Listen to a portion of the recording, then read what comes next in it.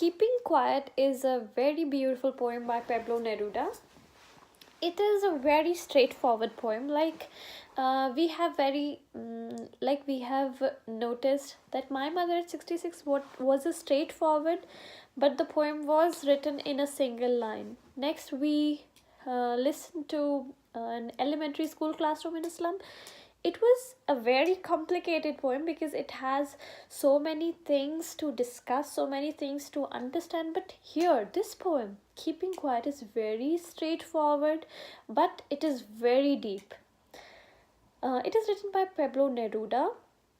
He always generally used to write easily understood images, and he is also Nobel Prize winner for literature. In this poem, he talks about the necessity of being quiet and a quiet introspection. Introspection means that you look down deep inside yourself and then you think about yourself, your life, and life in actual. And creating a feeling of mutual understanding. And through this poem, he actually wants to create mutual understanding among all of the human beings. Now, how he does it? Now we will count to 12 and we will all keep still. He says that I will count, or we will count to 12. That means, he says, why is the number used as 12? That means he's talking about round the clock. The clock has 12 dials, and he talks about round the clock. He says we will count to 12 and we will all keep still. What we will do in this period is we will all be still. We will all be very quiet for once on the face of earth. For a single time on the face of earth, that means for the time we are here on this planet, let's not speak in any language. He says that let everyone is quiet. He's not speaking in any language. Why he talks about language? Because language creates differences. Someone speaks Hindi, someone speaks English, someone speaks Tamil. So there are many languages we know. So that means he is avoiding any language communication. Why? So that all the differences among us would be removed. If no one is speaking, so it doesn't matter that what is the language they speak. No one is allowed to speak. That means everyone is the same. So he is removing differences by saying this. Let's stop for 1 second. He says let's stop for 1 second for this particular time, for a small time. Let's stop. Let's stop what? Let's stop doing anything and not move our arms so much. Not move our arms so much means we should stop any work that we are engaged into. We should stop for a while. We should stop doing any work, any physical work. It would be an exotic moment. Exotic means strange, something which is very unusual. So it would be an exotic moment without rush, without engines. No one would rush because no one has to work. Without engines, there is no sound of engines. There is no industry, no work is going on. We would all be together in a sudden strangeness. He says that now, this thing is very strange. When no one is speaking, no one is working, we all are still. So that means there is a sudden strangeness all around the world, and we all are together. We all are together and we are sharing this strangeness together. Fishermen in the cold sea would not harm whales. That means people who are in power would not oppress the weak. And the man gathering salt would look at his hurt hands. That means a person who works hard every day would look at his hands, the hands which he had never seen. That means when people work every day, the day laborer who works every day, he is unaware of his health. So he would stop for a while and he would look at his health. Those who prepare green wars. Green wars means those wars, the wars that harm environment. So that means green wars. Wars with gas means such wars that pollute air. Wars with fire, that means wars with emotions, or maybe wars with weapons. Wars with emotions is also wars with fire, because if you criticize someone, that is also a fire. Victory with no survivors. It is not in the case, just in the case of weapons, it is in every case. Even if there is an emotional war, the person dies, even if silently.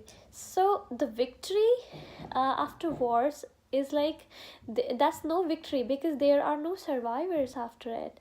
Would put on clean clothes. Now he says that those people would put on clean clothes. That means they will not do anything for some time, for that particular time he's talking about.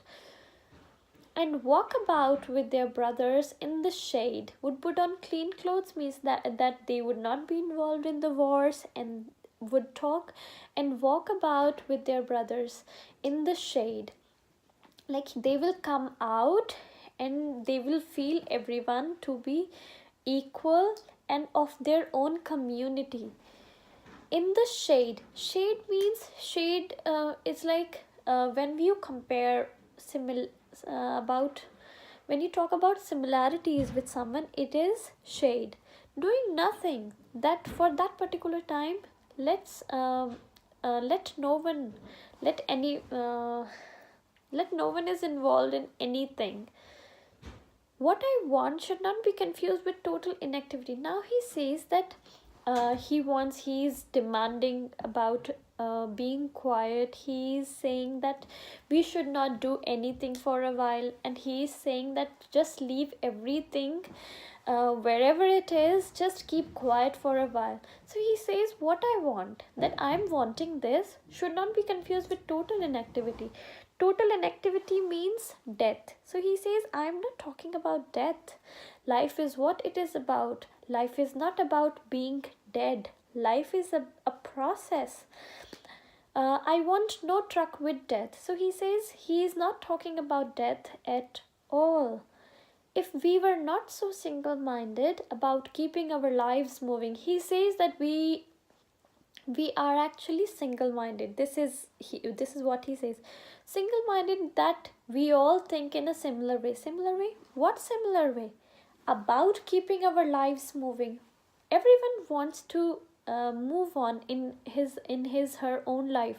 That means keep moving means like sometimes you're afraid of something, you don't do some things, or maybe you avoid facing some of the things, some of the problems, just about for the sake to keep yourself alive. There are moments that we do such things. So he says that we are so single-minded that we should be alive no matter what. And for once, so we haunt ourselves from so many things, like don't do this, otherwise you could die. Don't do that, otherwise you could die. Don't give such statements, you could die. So we haunt ourselves with death every day. So he says we are so single-minded to keep our lives moving, and for once could do nothing. So he says, let's stop thinking this way. For once, let's do nothing. Perhaps, now he hopes that perhaps a huge silence, he says, now when a huge silence is created, perhaps, maybe, it might interrupt this sadness. This silence can interrupt this sadness. Now, what is the sadness he's talking about?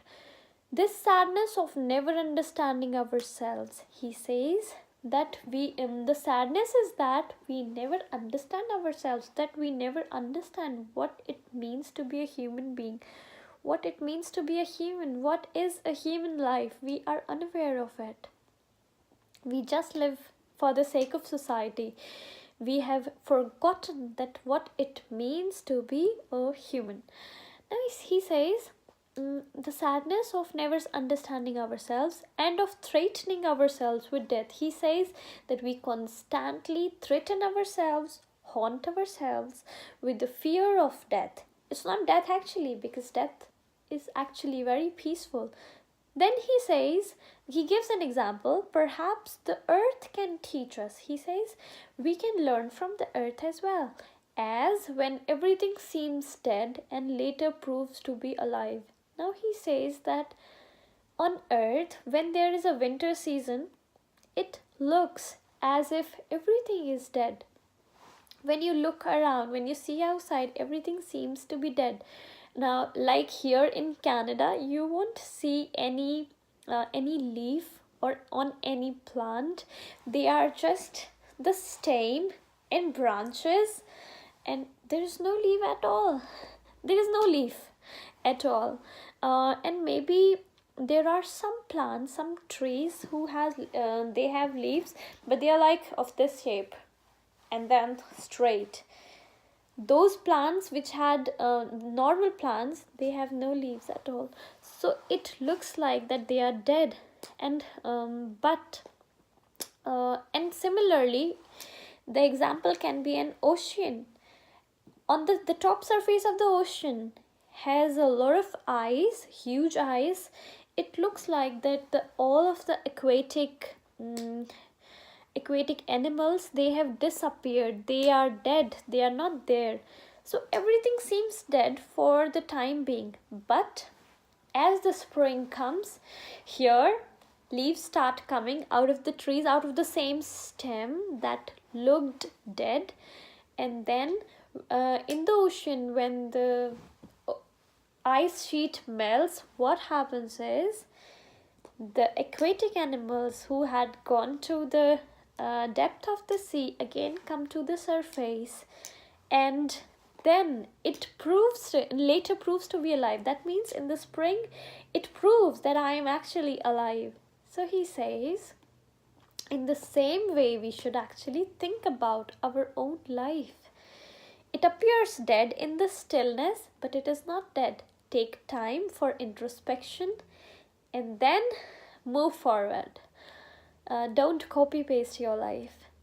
And then he says, now I'll count up to 12. He says he will count up to 12 and you keep quiet and I will go. He says that if you understand my purpose of saying this all and you stay quiet, then I will go. That means my purpose of saying all this, narrating all this is fulfilled. Oh, it's so beautiful. Then question answers. What will counting up to 12 and keeping still help us achieve? It will help us. It will take us to, it will give us time for introspection.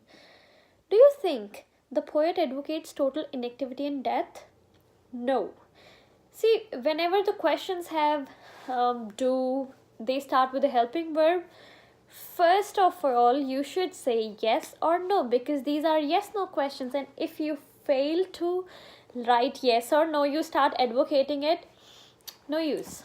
Okay, you can get half of the marks, but still half of the marks are also not fair. And you think, I explained this, I explained that. No, that's not the point. The point is, it asked you, do you think?